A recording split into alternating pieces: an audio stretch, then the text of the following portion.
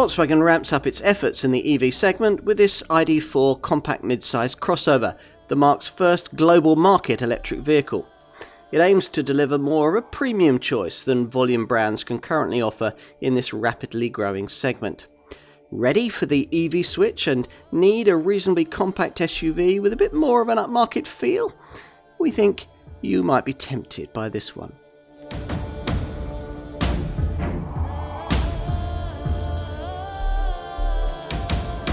If any further proof was needed that Volkswagen is serious about EVs, then this car, the ID.4, provides it.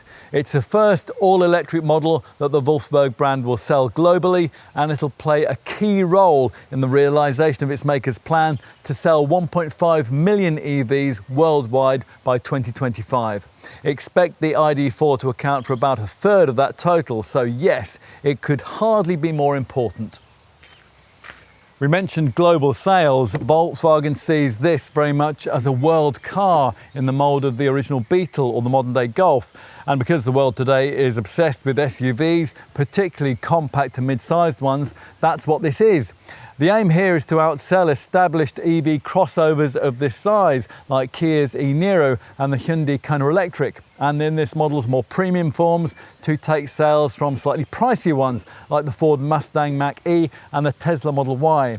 In line with this ID.4's global pretensions, it's being built not only in Germany at VW's Zwickau plant, but also in factories in China and in the US. As you'd probably expect, all the engineering here is shared with the similar VW Group EVs that campaign in this class. One more affordable, the Skoda Enyaq iV, one similarly priced, the Cupra Born, and one slightly more costly, the Audi Q4 e-tron. These three cars represent arguably this Volkswagen's closest rivals, and like the ID.4, they all use the same MEB electric platform and primarily the same EV engineering that we first saw in Volkswagen's only slightly smaller ID.3 hatchback.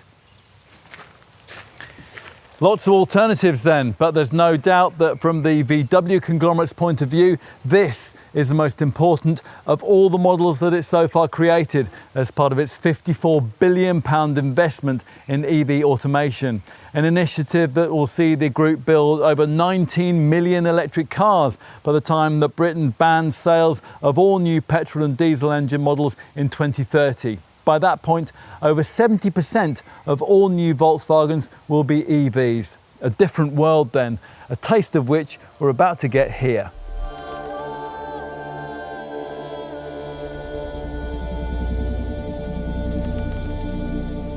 This might well be your first experience of EV motoring, and if it is, there is a bit to adapt to. There's no gear stick, no handbrake, no ignition key. But this is a new era, right? It's supposed to be different. So, seatbelt on, having registered that you're sitting quite high, all those battery cells reside beneath the floor. You press the starter button on the steering column to the acknowledgement of some distant whirring noises. Then you twist the gear selector for the single-speed auto transmission, and that's an appendage that protrudes from the right-hand side of the instrument binnacle here, and it operates in two directions. Forwards to select D for drive or B to alter brake energy regeneration, and backwards to select either neutral or reverse. That absent handbrake is replaced by just a button for park, and you'll need to engage that at your destination. Set off and it releases automatically.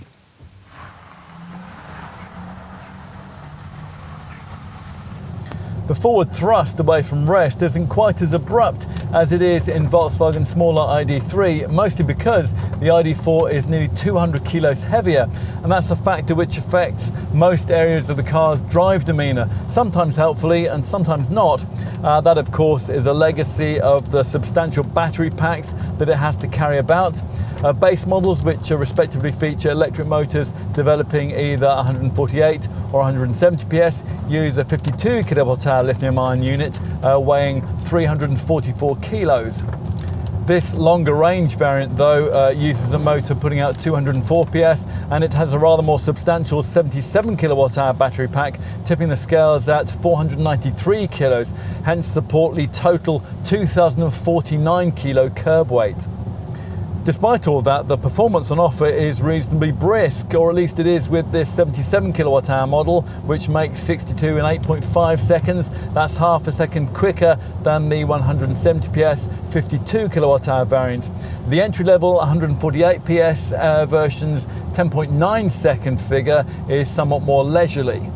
Whatever your choice, as usual with an EV, the car gradually runs out of puff as you reach a cruise and limits itself eventually to the kind of limited twin-digit top speed, in this case 99 miles an hour, which puts you in mind of a 70s family model of this kind.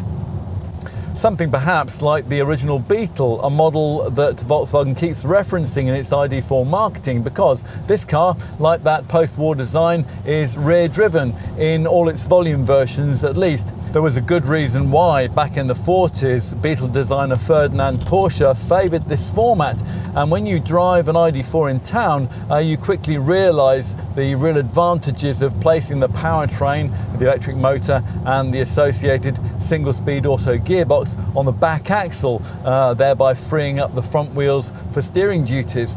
The turning circle is a London taxi-like 10.2 metres. That's better than the brand's tiny up-city car, and as a result this SUV is supremely manoeuvrable, jinking through traffic hold-ups and darting into spaces.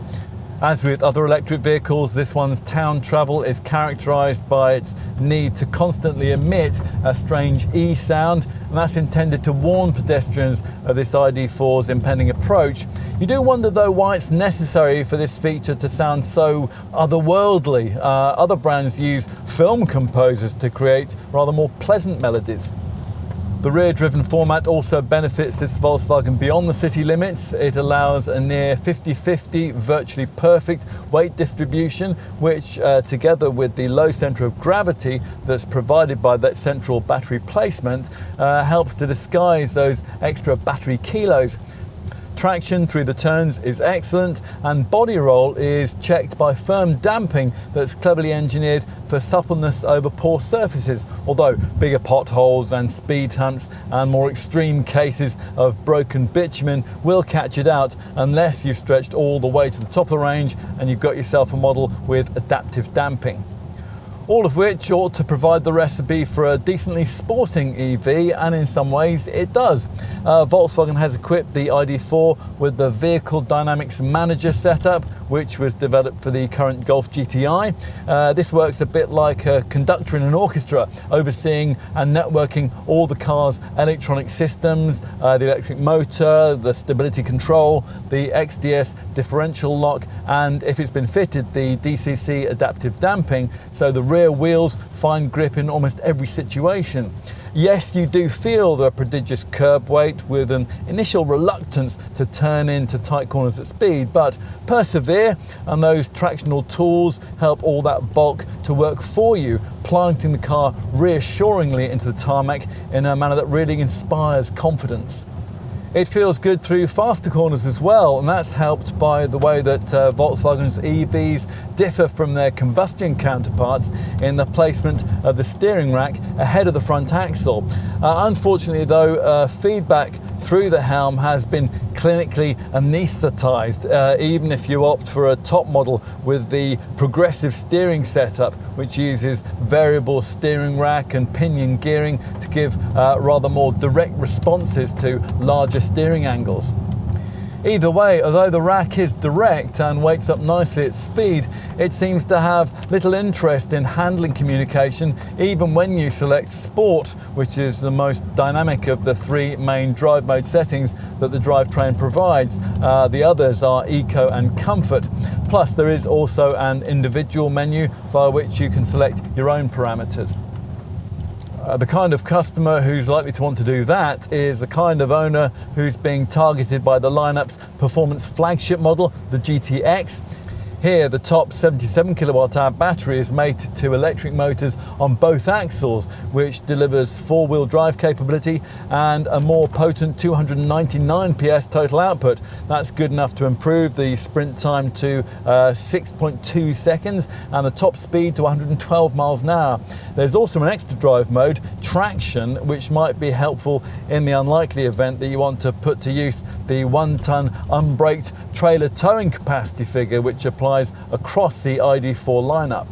GTX money though would get you a mid-sized EV crossover with a much ritzier badge, and this top variant's extra performance won't be needed by the ID.4's primary market, which lies amongst those who'll prioritise a lowering of the heart rate rather than the raising of it. They're folk who will appreciate useful standard touches like the Eco Assistance feature, which works with the standard adaptive cruise control system and which uses navigation data and roadside info that's gained from the car's forward-facing camera to make a series of apparently simple yet actually very complex calculations. These prompt you to lift off the accelerator as you approach a bend or a town boundary, while at the same time the car's drive system performs optimum energy recuperation to maximise battery range. Ah yes, battery range, you'll be wanting to know about that. Volkswagen claims 213 miles from the 52 kilowatt-hour models and as much as 310 miles from this 77 kilowatt-hour variant, although we've never seen anything like that showing on the range readout throughout this test, even when you're starting off apparently fully charged. At least the displayed figure appears real-world accurate though, and that's not always the case with EVs. To achieve that though, you'll have to spend quite a lot of time with the Eco Drive mode engaged. That restricts throttle response, and also with this gear selector rotated forwards to engage the B or battery mode, and that summons the car's regenerative braking function. Although it is a fairly mild one and there's no option to increase it to create the kind of one pedal feature that some EV rivals offer. That causes a car to automatically slow so much off throttle that there's hardly ever any need to actually use the brake. Still, at least the mix of regenerative and friction braking is well judged. That's despite the fact that, curiously, for such a futuristic car, the rear wheels have old-fashioned brake drums rather than discs. At higher speeds, where you'll dispense with the regenerative harvesting, you'll notice wind and tyre noise, but only because there's no engine note to mask them. Now you might, like us, rather regret the way that technology is dispensed with the need for that, but it is hard not to be impressed by the sophisticated drive systems that marching progress has brought with it. This Volkswagen's Travel Assist setup, for example, unfortunately fitted only to the top Max and GTX models. Now this is a camera and radar sensor controlled assistance system, and that will autonomously accelerate, brake and steer your ID.4 while maintaining a safe distance to vehicles ahead. If this sort of thing suggests the beginning of the end of driving as we know it, then cars like this ID.4 are ready and waiting to ease us into this brave new world, with a note of reassurance that maybe it'll be better, cleaner, safer and perhaps even more satisfying than we think.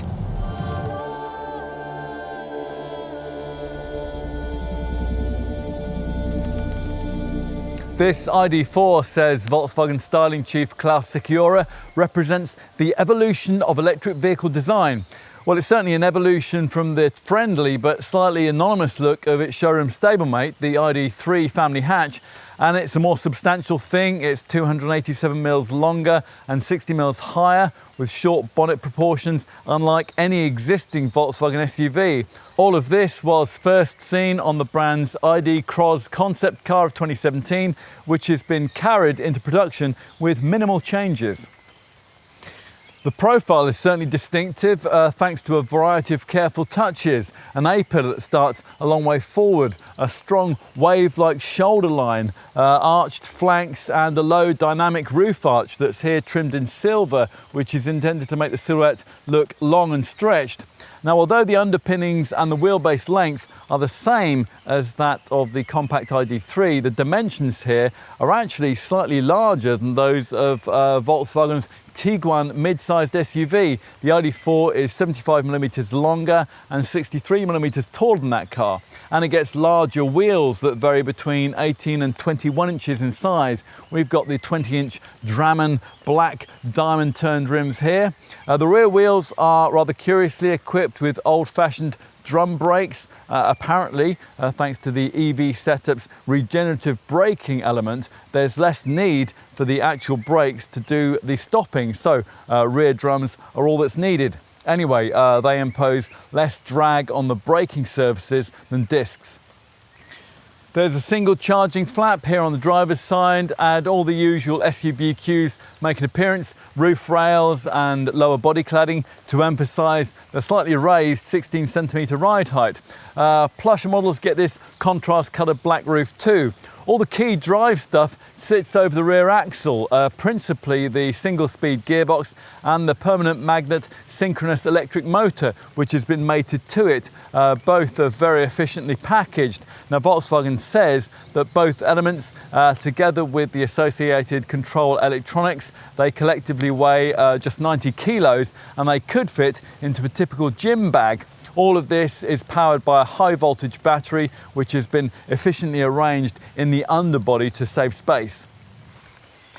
Which leaves nothing to sit here at the front end but a few auxiliary units like the air conditioning compressor and of course the steering rack. So just as with the original rear engine Beetle, there's no need for a grille to embellish this flat front end, which sees air flow through this hexagonal trimmed wide inlet lower down, which has a silver trimmed lower frame. The brand badge sits simply on this narrow light strip, which above base trim rather neatly illuminates when these large headlamps are on full beam.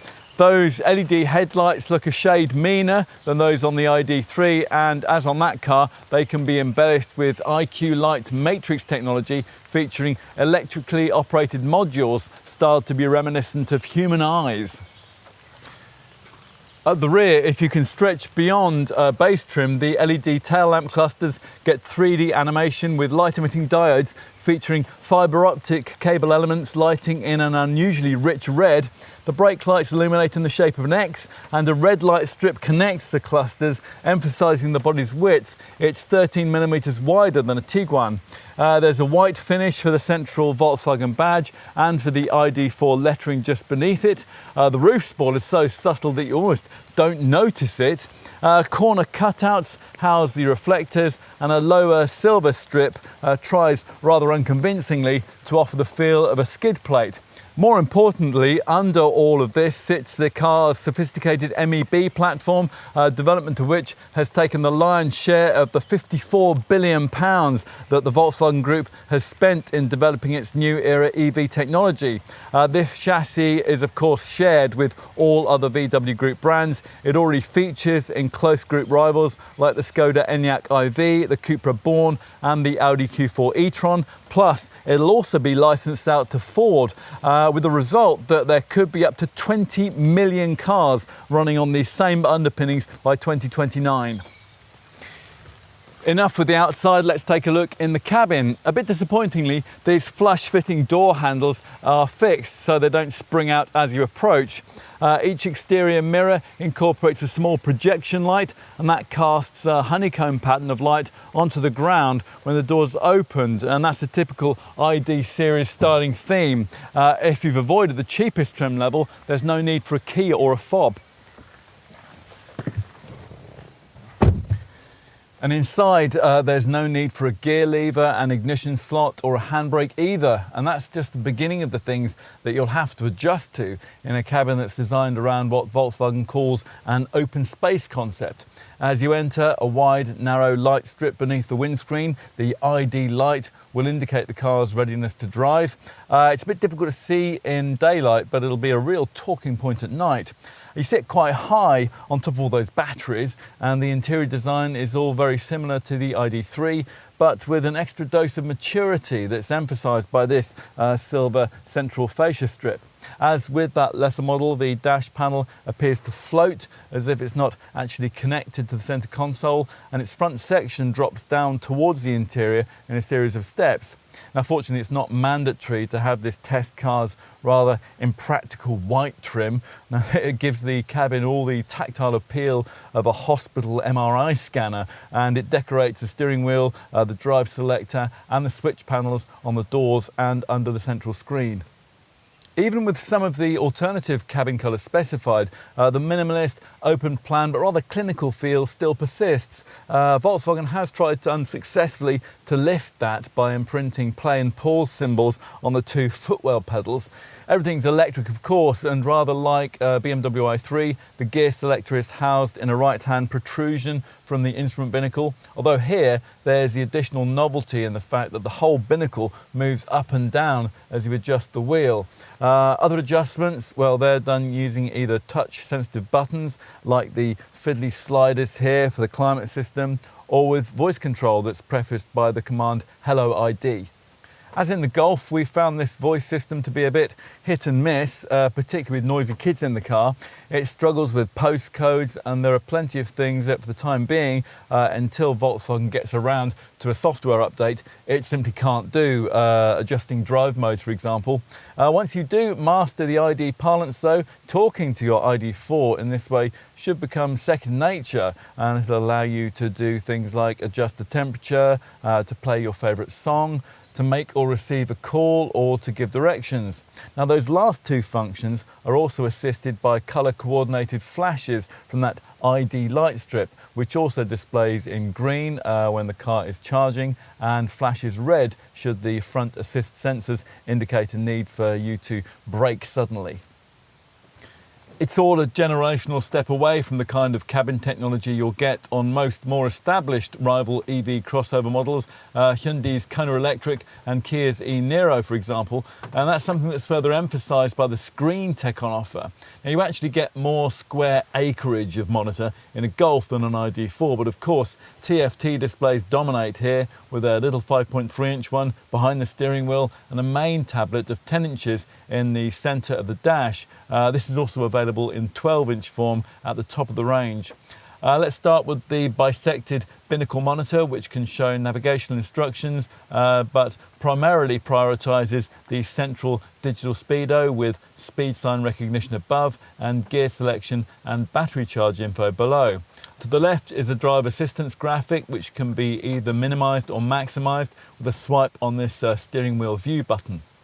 As is the norm these days, the accompanying centre stack capacitive touchscreen angled towards the driver has inhaled most of the secondary controls. Too many of them actually. Like most reviewers, for safety's sake, we think that ventilation switchgear needs to be separated out into proper bespoke buttons. This Discover Pro navigation screen provided plenty of headaches in development, but the system's capacity for over-the-air updates has allowed the brand to continually improve it. There are, of course, all the usual navigation, DAB+ radio and Bluetooth features displayed with super sharp graphics, plus Apple CarPlay and Android Auto smartphone integration is accessible through Volkswagen's App Connect. To access whatever you need, you choose either a home menu with virtual buttons or swipe across to a customizable split screen, which typically will show things like audio, phone and vehicle settings alongside a navigational map.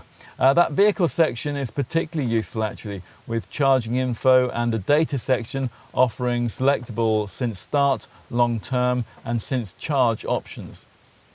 Now, we referenced the airy interior feel earlier. This is helped by the absence of a transmission tunnel, which makes the footwells bigger and would have allowed for a walk across front cabin had not the designers decided to fill this central space with this rather ugly centre console.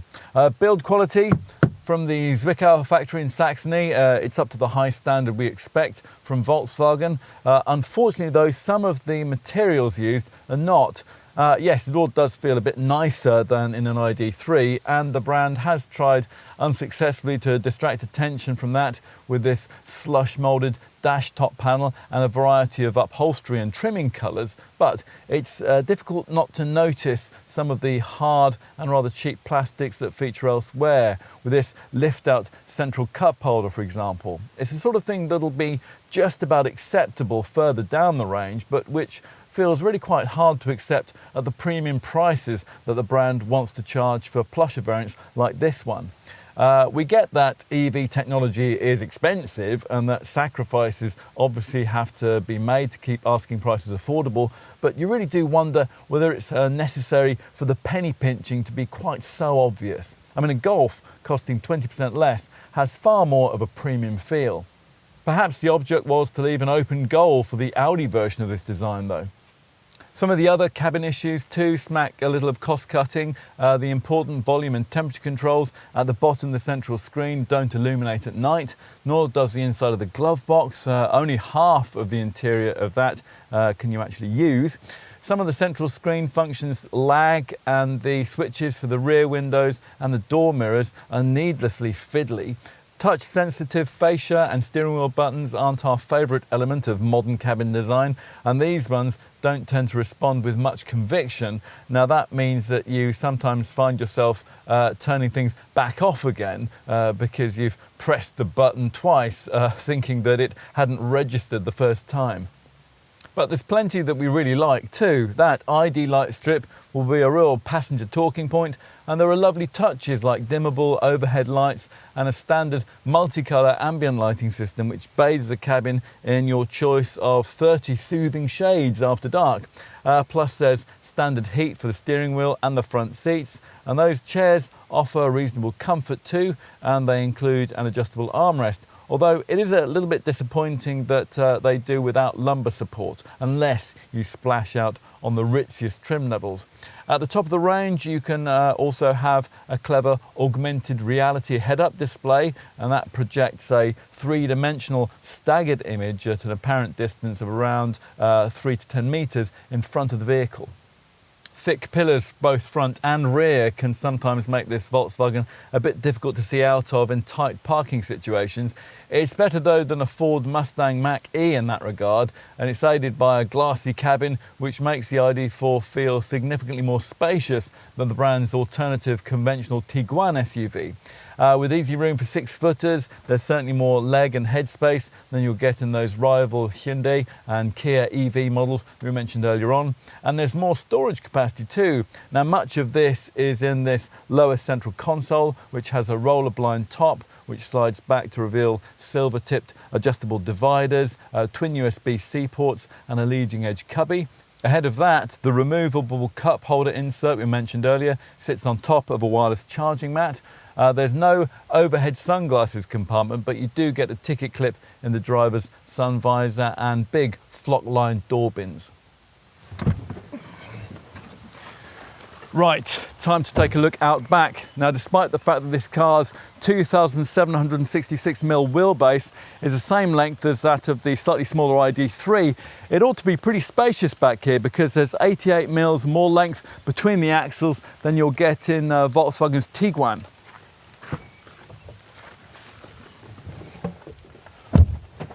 And sure enough, once inside, there's a lot more space than the outward dimensions might suggest. Now, Volkswagen claims that there's as much legroom back here as you get in a Mercedes E-Class executive saloon or in their large 7-seat Tiguan all-space SUV. Certainly feels like it. It's also a wider cabin than you'd expect a compact to mid-sized SUV to be able to provide, and with no central transmission tunnel to obstruct things, 3 adults could certainly fit reasonably easily into the back of this car. There's certainly the headroom for that, provided the model in question hasn't been equipped with the panoramic glass roof that comes as standard towards the top of the range, which comes with a natty electric blind actually that's operable by voice control. That does lower the ceiling a few vital millimetres though. This bench doesn't slide or recline as it would do in a Tiguan or an arrival BMW iX3, and the headrests, they're of the sort that dig uncomfortably into your neck until you raise them. But otherwise, it's all good with an airy feel, even if you don't specify that glass roof. And that's thanks to these rear quarter lights here. There's a reasonable amount of storage provision, including compact door bins, along with map pockets and pockets for mobile phones too. They're both stitched into the back of the front seats. There are twin USB-C ports, and coat hooks feature on the B pillars and on the grab handles. Plus you get natty overhead individual lights, central vents, and a storage cubby with cup holders in the central armrest. Let's finish with a look at the boot. You are, by the way, going to have to use the boot for cargo storage. Unlike some other EVs, there's no extra luggage room in the nose of the car, which, as we said earlier, is taken up by the power electrics for the driveline. Now, unless you've stretched up to the very top of the range, you're going to have to lift this rather heavy tailgate yourself. Disappointingly, the catch isn't incorporated into the Volkswagen badge as it is on the Golf. Once that wide hatch rises, the space provided is 543 litres, 158 litres larger than that of the ID.3, 141 litres more spacious than a rival Ford Mustang Mach-E, 77 litres larger than a Nissan Ariya, and much bigger than what's offered by the older contenders in this class that we referenced earlier on. It's also 23 litres bigger than the trunk of a Tiguan, and that's despite the presence of an electric motor down under the floor here, which eliminates the possibility of having the usual underfloor central storage area. You do, though, get a narrow, deep well beneath the cargo base's leading edge, under which the tyre repair kit and the charging leads can be stored. Only one of those, by the way, the one for the wall box and public charging, is supplied as standard. Appallingly, on an EV of this price, you have to pay extra for one you'll occasionally need with a 3-pin socket.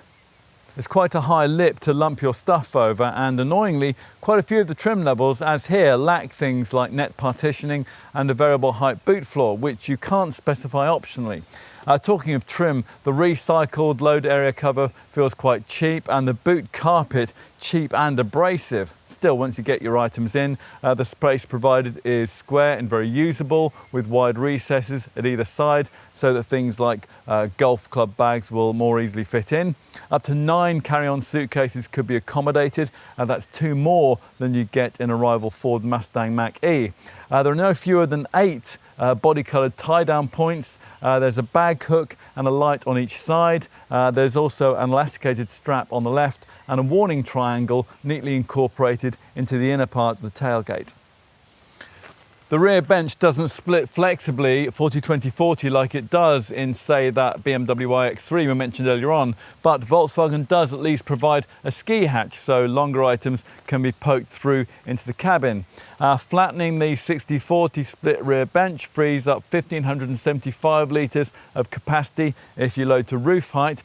There's no fold flat front passenger seat option, which would enable you to carry longer items like surfboards, so those will have to go on the roof, which, when it's equipped with the appropriate cross rails, can take up to 75 kilos of load.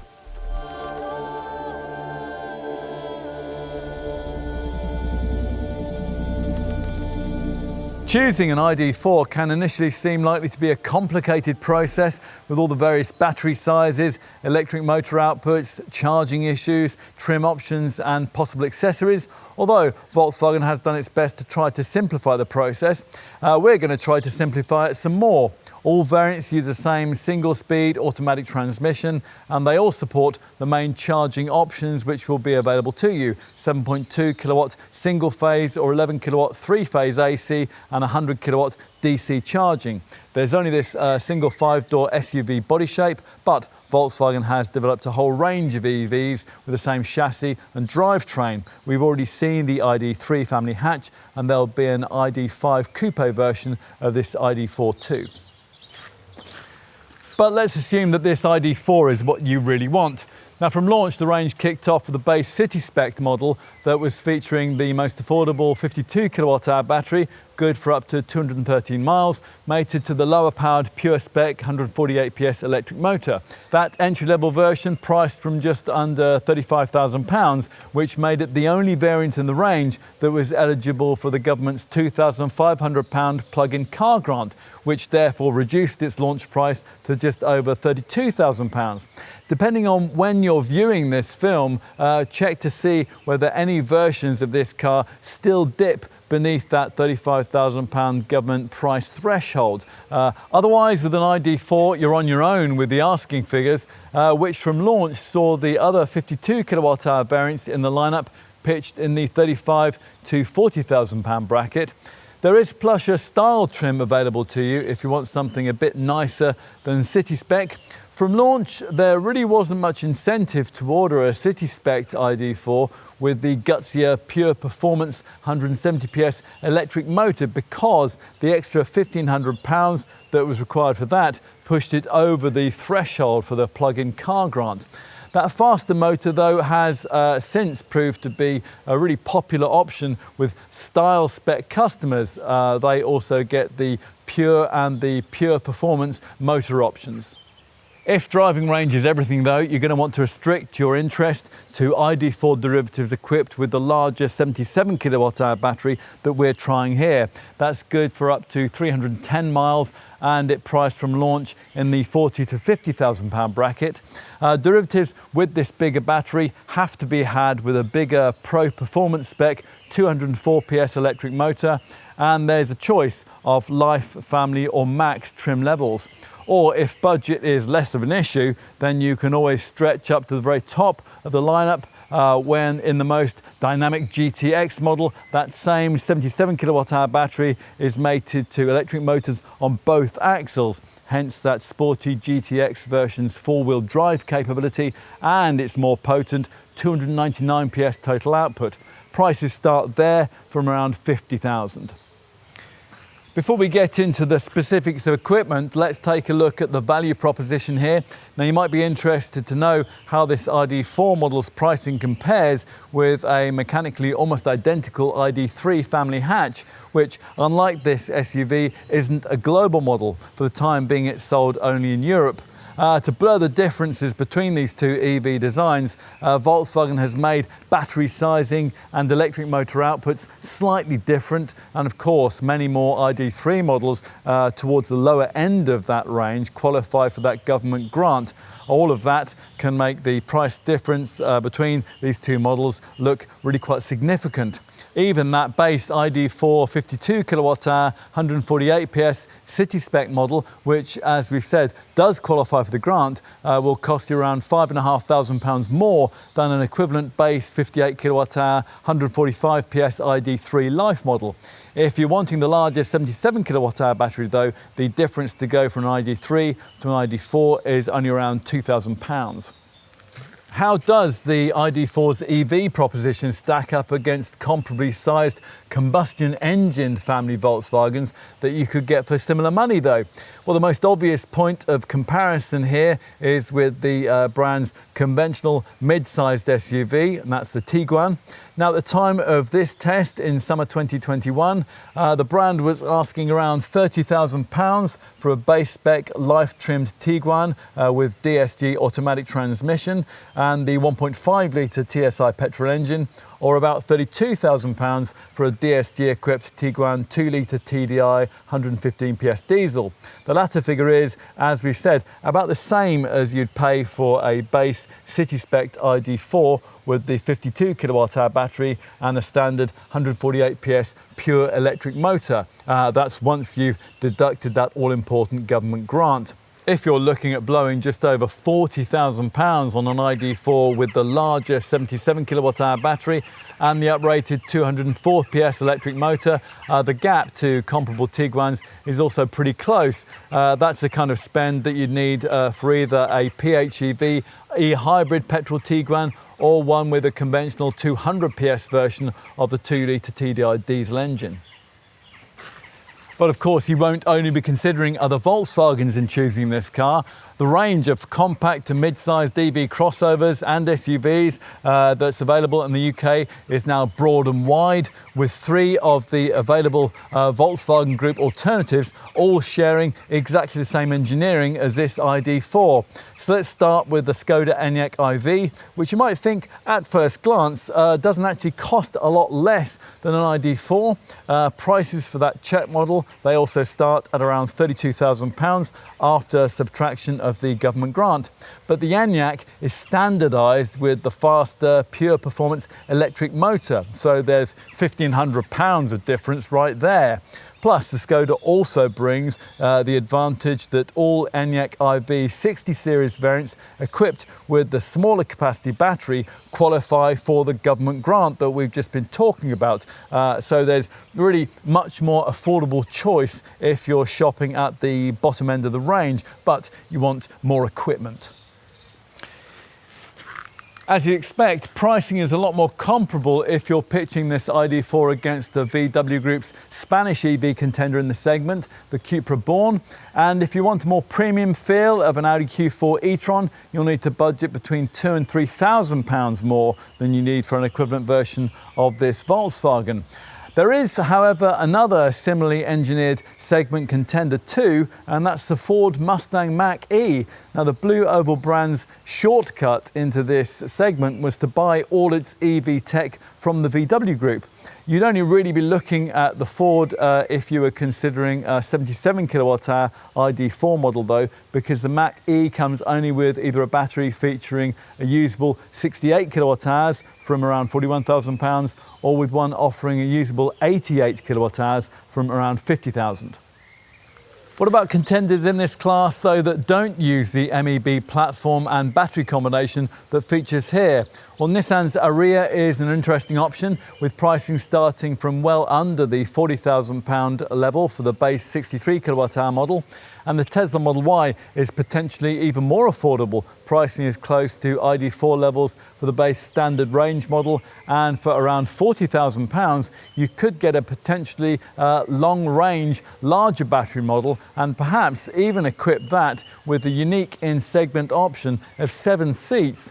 In the £40,000 to £45,000 bracket, you could also consider premium segment contenders like the Volvo XC40 Recharge Pure Electric, the Mercedes EQA and the Polestar 2. The Lexus UX300e also sits in this price segment, but that's not very tempting because its 54.3 kilowatt-hour battery will only take you up to 186 miles. If you can push your budget up to around £60,000, then you could also consider the BMW iX3, which has an 80 kilowatt-hour battery. After considering all those options, it's very possible that you might conclude that there's nothing quite like an ID.4 in this segment, in which case you'll be wanting to know just how generous Volkswagen has been with the ID.4 specification. So, time to have a look at that now. So let's start with the features that all ID models share, including those with the base trim level for each of the 2 available batteries. As I mentioned earlier, that's City trim for the 52 kilowatt-hour battery and Life trim for the 77 kilowatt-hour battery. You get a charging cable, obviously. It's 6 meters in length and of the usual Mode 3 Type 2 32 amp variety. And to meet EU law, this car has an exterior e-sound which emits a futuristic noise at under 12 miles an hour to warn pedestrians of this Volkswagen's impending arrival. All ID.4s also come with full LED headlamps, LED tail lights, rain sensing wipers, all-round parking sensors, heated windscreen washer jets and an alarm. Inside, all ID.4s feature the ID light, a wide, narrow light strip under the windscreen that assists the driver by flashing or moving in different colours to draw attention to various functions. There's also an Air Care Climatronic 2-zone air conditioning system, a leather trimmed and a heated multifunction steering wheel. The upholstery, that is a smart Alcantara-like art velour microfleece, and the front seats, they're heated. Plus there's an auto-dimming rearview mirror too, an electric auxiliary air heater, a wireless smartphone charging mat, and an ambient lighting system with up to 30 colour options. Also standard across the range is the Discover Navigation Pro touchscreen navigation infotainment system, which gives you a whole range of media features, and that's provided courtesy of a 10-inch central screen, which replicates some of its functions on a 5.3-inch monitor that's behind the steering wheel. The main screen can be accessed either by touch or via Hello ID natural voice control, and it features a DAB+ tuner, Bluetooth and Volkswagen's wireless app Connect setup. Now that gives you Apple CarPlay and Android Auto smartphone integration. There's a lot of standard driving tech too, principally the ACC, Adaptive Cruise Control System, which incorporates predictive cruise control and which uses images from a windscreen camera along with navigation data to adjust the car's speed ahead of bends and speed restrictions. Plus, of course, ACC can also do all the usual things. It can adapt your ID.4's speed to the vehicles ahead, and in the event of a tailback, it can bring the car to a controlled stop and then start it off again without driver input. There's also a drive mode system with eco, comfort, sport and individual settings. Another clever standard integrated feature is Car2X, a system which communicates wirelessly with other Car2X enabled vehicles using Wi-Fi technology so as to share information and brief your ID.4's electronic systems automatically on traffic updates. So for example, if you're stuck in a traffic jam, the system will know before you do when the end of the jam is coming up, and it will get the adaptive cruise control system ready to resume cruising speeds. And also Car2X incorporates a hazard warning system, and that advises you of impending roadworks, accidents and emergency vehicles. It can even detect when other cars with the system are performing panic braking in front of you, and in an emergency like that it'll turn on your own brake lights even before you've reacted, and that'll help avoid you being rear-ended. Plus, of course, there's an app. There's always an app, isn't there? This one is called the WeConnect Plus app, and as usual with an EV, it's the sort of thing that can preheat or cool the car and set charging times. Plus, this app helps you find and use over 150,000 public charge points, and it works with a single charging card that you can use right across Europe, and that includes access to Ionity's high-speed charging stations, which are along the major highways. Also included are online traffic information services, and using the app you can do things like remotely lock or unlock the car. You can flash its lights to help you find it in a car park. You can browse your ID.4's service history, and you can check whether the charging cable is connected. If it is, then you can start or stop charging sessions from your sofa. To get going with all of that, you simply download the free application, you set up a user account, you add your Volkswagen, and then you activate a WeConnect Start contract, at which point the functions all become available for 3 years. If you're looking at an ID.4 with a base 52 kilowatt-hour battery, is it worth progressing further and getting a version with the plusher style level of spec? You might be quite tempted, because at this level you get a smarter look. The 18-inch wheels are of the alloy rather than of the base steel variety with a Fallon design. Plus there's rear tinted glass and exterior lighting that takes a big step forward. Now you get the brand's sophisticated IQ Light intelligent matrix headlamps. Those are linked with an illuminated light band across the brand badge. Plus there are animated 3D rear light clusters.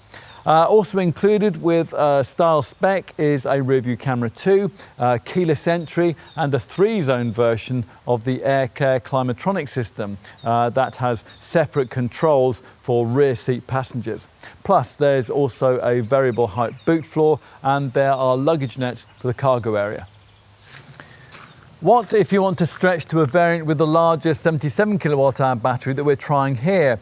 Well, we've already briefed you on the spec that you can expect with base Life trim. It's the same as that for entry-level city spec, Most ID.4 customers looking at this larger battery though will want to go further, at least as far as mid-range family spec. Now that extra spend gets you all these style spec features that we just mentioned, the fancier lighting, the extra boot stuff, the keyless entry, the rear view camera, 3-zone aircon and so on. Plus, with family spec 2, you get 19-inch Hammer style alloy wheels, illuminated door handles and a panoramic glass roof.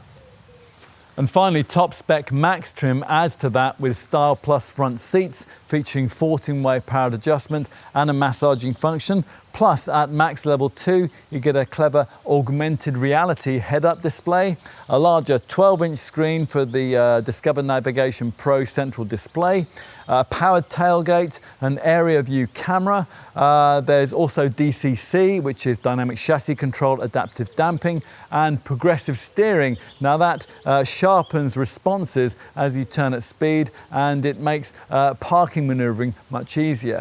There are also some extra camera safety and drive assistance features. We'll brief you on those in just a moment. And at this level, you get an energy efficient heat pump, which is supposed to increase the driving range by 1/3 in cold weather.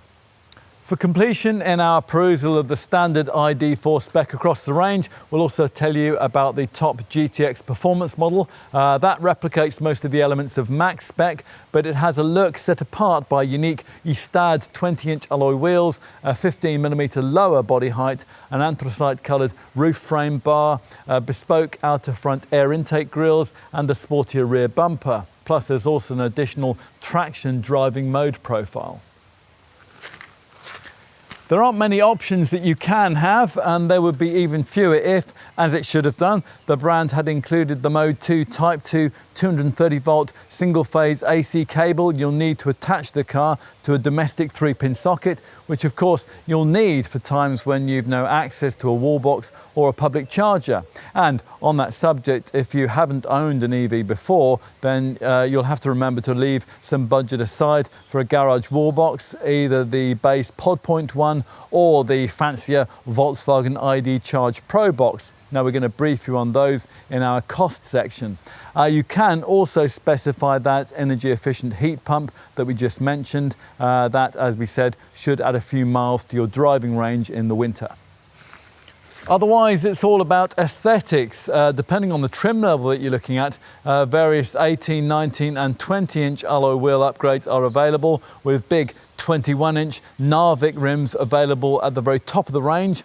If you don't want your ID.4 in solid moonstone grey, that's the rather drab single standard colour, then you'll need to be paying your dealer more for one of the various metallic shades, like the one we have here, which is Blue Dusk. You can further embellish that with the bi-colour style pack that we have here too, and that gives you a black roof with silver trim for the side arch and the rear pillar, plus silver anodized roof rails too. For the cabin, fashionistas can add a white style pack, and that includes a white finish for the steering wheel, for the steering column, and for the dash surround, and 12-way powered Style Plus front seats with a massaging function. They can be added in too. Otherwise, the options on offer are purely practical ones. You can specify a tow bar, not always possible on an EV, and if you do, that will allow you to specify bike carriers for 2 or 3 bikes. With the optional roof crossbars, you can also put bikes on the roof or a roof box. You can pay extra for luxury textile floor mats or rubber ones if you prefer. For the boot, there's an optional boot tray and a reversible mat or a liner. That's available in either flexible or semi-rigid form. You can also get mud flaps, a protective strip for the tailgate, a 19-inch spare wheel kit, a sun blind set for the rear side windows. Let's finish, as we always do, with a look at safety. Now, you'd expect some sort of forward collision warning, autonomous braking system on a car of this kind these days. Volkswagen's is called front assist, and as usual with these sorts of setups, it scans the road ahead as you drive. If a potential collision hazard is detected, then you'll be warned. If you don't respond, or perhaps you aren't able to, then the brakes will automatically be applied, and that's to decrease the severity of any resulting accident. As with the current Golf model, this setup's city emergency braking system has been enhanced now with what Volkswagen calls extended and proactive pedestrian protection. That is more specifically able to identify people or cyclists who might be about to inadvertently step into your path. Every ID.4 also gets the lane assist lane keeping system that warns you when you stray out of your lane and applies gentle steering assistance to ease you back into it. In addition, there's a driver alert feature. Now that monitors your reactions of drowsiness, and it will, if necessary, prompt you to stop for a restorative coffee. And you get swerve support too, and that helps with high-speed avoidance maneuvers. Plus, there's a speed limiter, there's radar sensor-controlled distance warning, which stops you from getting too close to the vehicle in front of you. And there's an oncoming vehicle braking when turning feature. Now that will stop you from turning into a junction into the path of another car. Plus there's also dynamic road sign display. Now that pictures speed signs as you pass them and then displays them on the dash. All of this is in addition to all the more usual features which come fitted on every Volkswagen family model, which have together helped to justify this car's 5-star Euro NCAP safety test showing. There's twin front, side and curtain airbags, although disappointingly you don't also get an extra one to protect the driver's knees. You do though get a clever centre airbag, and that's a feature that was first introduced with the ID.3. In the event of a side impact or a rollover, this airbag can prevent the driver and the front passenger from colliding with each other. There are, of course, ISOFIX child seat fastenings on the rear bench. It's also worth mentioning that one of the features of the WeConnect Plus app that we mentioned earlier on is an emergency call eCall SOS system, which in the event of an accident where the airbags are triggered will automatically alert the rescue services with your exact GPS location. Other conventional safety features include the normal ESC stability control and ASR traction control systems, plus an ABS braking system further assisted by CBC, which is cornering brake control through the bends, plus an HBA hydraulic braking assistant, which helps to reduce stopping time when you really slam on all the anchors in an emergency. Plus, all ID.4s also get a hill hold function that stops you from drifting backwards on uphill junctions, plus tyre pressure monitoring too. That is the extent of the safety kit you get on the City and Style variants, but as I mentioned earlier, further up the range, more camera safety items feature. All the 77 kWh models get high beam assist, and with the top Max and GTX level specs, you also get a side assist blind spot monitor to stop you from dangerously pulling out in front of other vehicles. And emergency assist too, a setup that can take over driving duties completely if you become incapacitated. It'll steer the car to the side of the road and it will then bring it to a safe and gradual stop. Max spec also gets a piece of technology which Volkswagen is particularly proud of. That's travel assist. Now this is a camera and radar sensor controlled assistance system and that will autonomously accelerate and brake and steer your ID.4 while maintaining a safe distance to the vehicles ahead.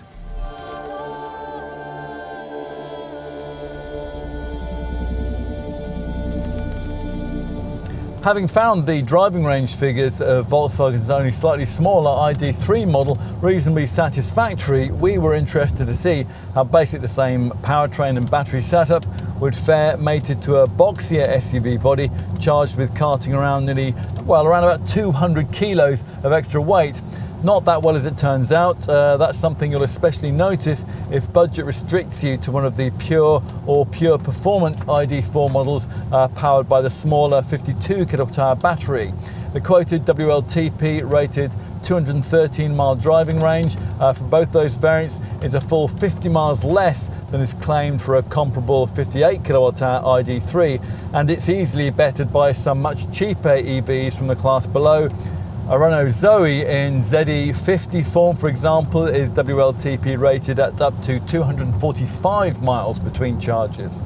The base ID.4's range figure is about the same as you would get from identically engineered Audi Q4 35 e-trons and the 45 kilowatt-hour version of the Cupra Born, but with the notable exception of the Lexus UX 300e, all other obvious rivals in this class do much better. Even the similarly engineered Skoda Enyaq, which in base IV60 form makes the most of a fractionally larger 62 kilowatt-hour battery pack to go 242 miles between charges. In the compact to mid-sized EV crossover segment, the closest models to the ID.4 52 kilowatt hours range showing are the base 63 kilowatt hour version of the Nissan Ariya, that's rated at 223 miles, and the standard range version of the Tesla Model Y, that's rated at 230 miles. From then on though, it gets a lot better than that when you peruse the models that are available in this class with, in each case, the smallest available size of battery. The Volvo XC40 Recharge pure electric all-wheel drive with its 78 kilowatt-hour battery is rated at 260 miles, although you can improve on that with the two-wheel drive version. The Mercedes EQA, which has a 66 kilowatt-hour battery, that manages 265 miles. The base standard range Polestar 2 with a 64 kilowatt-hour battery returns 273 miles, while a base Ford Mustang Mach-E with 68 kilowatt-hours of usable battery capacity manages 280 miles. That is a fraction below the 285 mile figure of the BMW iX3, which has 74 kilowatt hours of usable battery capacity. The 64 kilowatt hour versions of the Kia e-Niro and the Hyundai Kona Electric, which could be yours for the same kind of money you'd pay for a base ID.4, are respectively rated at 282 and 300 miles. Of course, if you'll merely be using this ID.4 as a second car for mainly suburban duties, then the total range figure it ultimately delivers might not hugely matter. After all, the Society of Motor Manufacturers and Traders tells us that 94% of UK journeys are less than 24 miles, although you'll need to bear in mind that, as with all EVs, the quoted range figure could drop considerably in winter weather or over long motorway journeys. If driving range does matter to you as an ID.4 customer, then of course, budget permitting, you'll be restricting your attention to the 77 kilowatt hour model that we're trying here. If you've already watched our driving experience section, then you'll know that the range figure for this is a WLTP rated 310 miles, although as we mentioned then, we've not seen anything like that during our test. That's actually much closer to the class standard when it comes to slightly larger batteries on cars of this kind, the same as the Nissan Ariya in 87 kilowatt hour form, and only fractionally less than a Skoda Enyaq iV80, also an Audi Q4 40 e-tron and the Tesla Model Y long range models. But there are class contenders of that kind that will still take you further. A Polestar 2 long range single motor model rated at 335 miles and a Ford Mustang Mach-E with the largest available 88 kilowatt hour battery, that's rated at up to 370 miles. For reference, the ID.4 GTX four-wheel drive performance model with the 77 kilowatt hour battery is rated at 298 miles. Whatever the range figure of the ID.4 model you select, it will, as ever on an EV, be heavily influenced by things like extreme temperatures, gradients, and also the amount of weight that's being carried. But of course, the major contributory factor here will be driving style. You'll have to select the car's most frugal eco drive mode to get anywhere near those figures, of course. That restricts throttle travel and air conditioner output. You'll also need to be frequently selecting the B regenerative braking setting that's provided by the gear selector here. With this engaged, the electric motor functions as a generator and it feeds power back into the battery, and you'll experience quite an abrupt off-throttle retardation, up to 0.25 G, claims Volkswagen. If you don't use the Eco and B settings regularly, then the range figure drops quite a bit, but that's true of all EVs. We've been averaging around 250 miles of range from this 77 kilowatt hour model on this test, which we'd suggest will probably be pretty typical. Although in one instance with brisk driving and with the heater going, that dropped down to around 190 miles. In all circumstances, this car does at least do its best to help you out a bit. There's a reasonably slippery drag coefficient figure for an SUV of this kind. That's rated at 0.28 CD. And more proactively, a standard eco assistance feature draws on the navigation data and the road signs detected by the car's forward-facing camera, so that if your ID.4 is approaching a bend in the road or a town boundary, then the system can visually indicate that you should lift off the accelerator. This apparently simple yet actually quite complex calculation allows the car's drive system to perform optimum energy recuperation, thereby supporting optimum range performance. In really cold weather, you can in theory improve the quoted figures, or at least preserve them, by specifying the optional energy efficient heat pump, which Volkswagen wants to charge you £1,250 more for. It's only standard at the very top of the range. Checking out the owners' forums, for example VWIDtalk.com or ID4forums.co.uk, reveals that this doesn't always happen in practice though. What about the charging regime? I mean, has charge been mastered here? Well, the base 52 kilowatt hour variants support 7.2 kilowatt single phase and 100 kilowatt DC charging. For this 77 kilowatt hour model, Volkswagen has also engineered in 11 kilowatt three-phase AC and 125 kilowatt DC charging capability, equipping owners for the new generation of public rapid chargers that can't come soon enough for our market, updating a UK charging network that one Mercedes executive recently dismissed as a cowboy outfit. That's something that you'll really identify with if you live outside this country's major population centres. Volkswagen has done its best to help by providing its EV owners with a WeCharge app that helps you to find and use over 150,000 public charge points. At a DC3 100 kilowatt charge point, it'll take no more than around 30 minutes to recharge your ID.4 with enough direct current to cover the next 137 miles. Using a 50 kilowatt DC charger, it'll take about an hour and a half to get an 80% fill. Back at home, an AC single phase 7.2 kilowatt garage wall box would replenish the 52 kilowatt hour model from zero in about 9.5 hours. Think a little over 12 hours for the 77 kilowatt hour variant. Although with that larger battery model, you can almost halve the time if your property or your business can support a gutsier AC three-phase 11 kilowatt charger.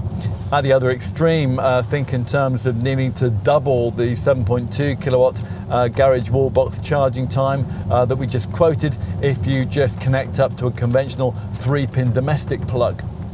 The charging socket is located on the driver's side rear wing, and a charge screen is accessed in the vehicle section of the Centre Dash Discover Navigation Pro display. There, a location tab points you to the nearest charging station, and a data section offers selectable since start, long term and since charge options. Or you can set the charging timer using the provided WeConnect ID app.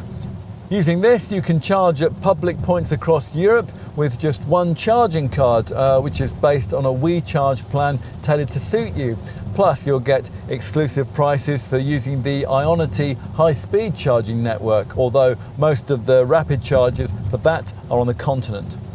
As for a home charging regime that we've just been talking about, which of course is what you'll be engaging in for over 80% of the time, well, if you're new to the whole EV thing, then you'll obviously have to invest in a garage wall box. Volkswagen's teamed up with PodPoint, who offer their solo home charger. That'll get you up and running. This can charge up to 10 times faster than a domestic 3-pin plug, and it benefits from over-the-air software Wi-Fi updates to unlock new features, and it incorporates auto power balancing too, which lets the car charge in harmony with your home. Plus, it can be paired with the PodPoint app to track charging costs and energy usage, and a 3-year on-site warranty is included. If you want a more sophisticated home charger, then Volkswagen will sell you one of its ID Charger Pro units, which can work with either single or 3-phase power supplies. They're available with 4.5 or 7.5 meter cables, and they have a billing grade meter. Plus, there are extra features like dynamic load management, energy management, a DC fault current sensor, remote access via the Volkswagen WeConnect app, and Wi-Fi Ethernet communication via LTE 4G connectivity, which isn't dependent on your home network. So, once you've got your charging regime sorted out, what does it all boil down to in terms of pounds, shillings and pence here? Well, at the time of this test in summer 2021, a full charge of this 77 kilowatt hour model on a typical electricity tariff cost £11.09. That is around 3 to 6 times cheaper than an equivalent car with either a petrol or a diesel engine. Now, when we tested the ID.4, Volkswagen told us that it reckoned that a typical user would save about £730 a year in operating expenses over what they'd pay to run a comparable combustion engine model. Now, we'd expect the savings of an ID.4 to be in the same kind of order. What else? Well, you won't only be saving money on energy costs. Driving into congestion charge zones will be free, and you should make savings too on insurance and road tax. And big savings in benefit in kind tax. Like its EV competitors, the ID.4 has a BIK rating of 0% across the range. Compare that to 37% for a Tiguan 2-litre TDI 200 PS diesel. Even a supposedly super frugal Golf-y hybrid PHEV, comparably priced to a base ID.4, is rated at 7%. The 0% BIK rating is down, of course, to the fact that, like any other EV, this one has a zero emission CO2 figure, although, of course, the energy to drive this car has to cause pollution somewhere. This Volkswagen has a well-to-wheels carbon contribution of 35.9 grams per kilometre. Compare that to 31.7 for the ID.3. And the ID.4 has an efficiency rating of 3.45 miles per kilowatt. That's about average for this type of SUV, but it's some way down on the 4.57 mile per kilowatt figure of the ID.3. Either way, this Volkswagen is still some way from being completely green. Residual values look promising. Independent experts Quick Car Cost reckon that after 3 years and 20,000 miles, a typical ID.4 77 kilowatt hour life model would still be worth £18,817, or 45.33% of its original value.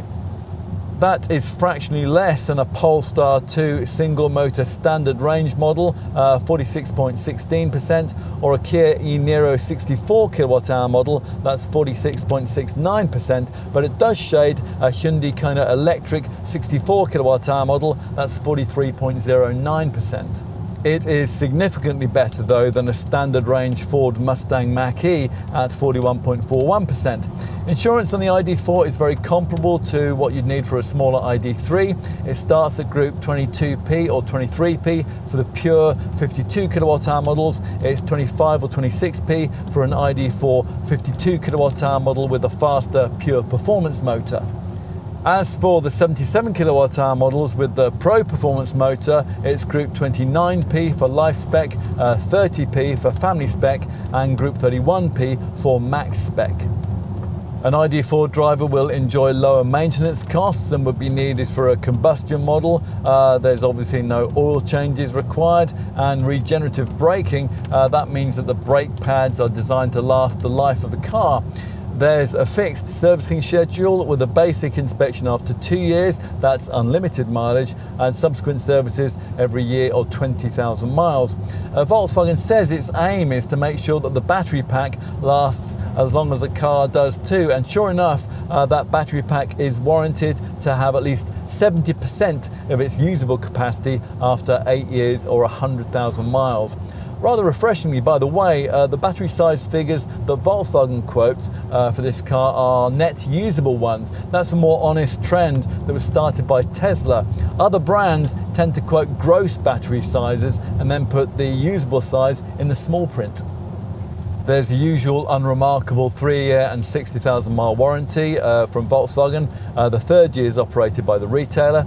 And there's a 12-year body protection guarantee, a 3-year paint warranty, and 3 years of Volkswagen assistance, which includes European breakdown cover. Combustion Volkswagens only get a year of that.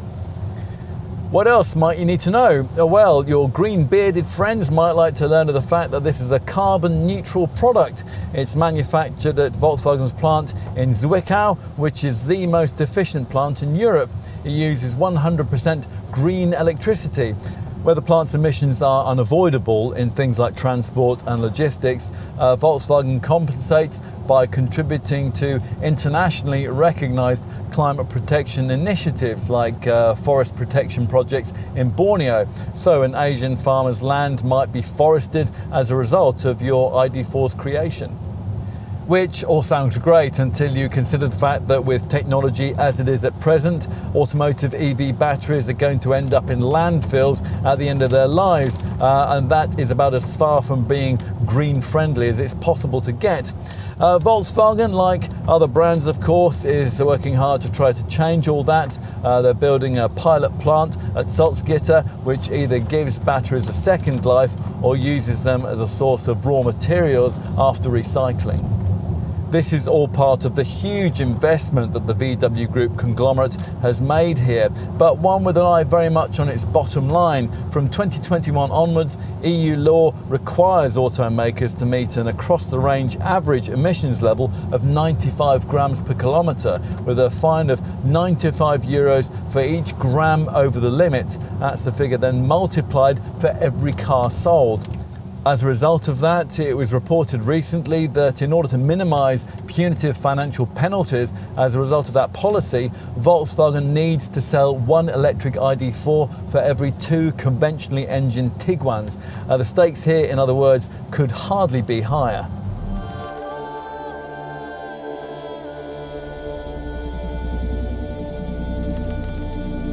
Voted World Car of the Year at its introduction, the ID.4 is certainly a world-class SUV. Mind you, it ought to be, given the investment that's gone into it. This isn't yet a mainstream Volkswagen model, but the day isn't very far off when it will be. When that happens, we can only hope that EVs will have become rather more affordable than they are now. But if this ID.4 sells globally in the kind of numbers that the brand's hoping for, that's unlikely to happen. Like all manufacturers, the Wolfsburg maker will charge what customers show they're prepared to pay. So, is this ID.4 worth the sticker price? Well, many customers will think so. It has the quality, look and feel of a premium brand product, enough just to justify the extra cost over its almost identically engineered Skoda Enyaq iV VW Group cousin. We certainly admire the ID.4's brilliant packaging, the ride and refinement, and the way it's so easy to adapt to for those converting from fossil fuel. It's not perfect, of course. It could certainly be more engaging to drive. Yes, the build quality isn't all it could be in every area. And for sure, the value in the range certainly lies with the more affordable models. For all that though, there's a lot to like here, and it's delivered with a much higher end feel than you get in the ID.3. Ultimately, if all you care about in a crossover EV of this kind is value and driving range, then this probably won't be your first choice. But if your priorities are a bit broader than that and you want a little more feel-good factor in a car of this sort, then this ID.4 might well have your number.